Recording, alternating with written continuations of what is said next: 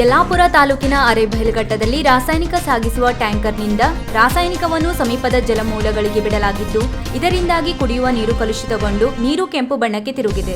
ನೀರು ಕಲುಷಿತಗೊಂಡ ವಿಷಯ ತಿಳಿದು ಆರೋಗ್ಯ ಇಲಾಖಾ ಸಿಬ್ಬಂದಿ ಸ್ಥಳಕ್ಕೆ ಭೇಟಿ ನೀಡಿ ಪರಿಶೀಲನೆಯನ್ನು ನಡೆಸಿದ್ದಾರೆ. ಆರೋಗ್ಯ ಸಿಬ್ಬಂದಿ ವಿಎಲ್ ಶಿರೂರ್, ಹಿರಿಯ ಆರೋಗ್ಯ ನಿರೀಕ್ಷಣಾಧಿಕಾರಿ ಪರಶುರಾಮ್ ಡೋಣೂರ್, ಪಿಡಿಒ ಚನ್ನವೀರಪ್ಪ ಕುಂಬಾರ್ ಹಾಗೂ ಪೊಲೀಸ್ ಇಲಾಖಾ ಅಧಿಕಾರಿಗಳು ನೀರಿನ ಮಾದರಿಯನ್ನು ಸಂಗ್ರಹಿಸಿ ಆರೋಗ್ಯ ಇಲಾಖೆಯಲ್ಲಿ ಪರೀಕ್ಷೆಗೆ ಕಳುಹಿಸಿದರು. ಇನ್ನೊಂದು ನೀರಿನ ಮಾದರಿಯನ್ನು ಗ್ರಾಮ ಪಂಚಾಯಿತಿಯಿಂದ ಕಾರವಾರಕ್ಕೆ ಪರೀಕ್ಷೆಗಾಗಿ ರವಾನಿಸಲಾಗಿದೆ. ಇಡಗುಂದಿ, ಘರವಾಸ, ಚಿನ್ನಾಪುರ, ಡೋಣಗಾರ ಹಾಗೂ ಸುತ್ತಮುತ್ತಲಿನ ಇನ್ನಿತರ ಗ್ರಾಮದ ಸಾರ್ವಜನಿಕರು ಈ ನೀರನ್ನು ಯಾವುದೇ ರೀತಿಯಲ್ಲಿ ಬಳಸಬಾರದೆಂದು ತಾಲೂಕು ಆರೋಗ್ಯಾಧಿಕಾರಿ ಡಾಕ್ಟರ್ ನರೇಂದ್ರ ಪವಾರ್ ವಿನಂತಿಸಿದ್ದಾರೆ.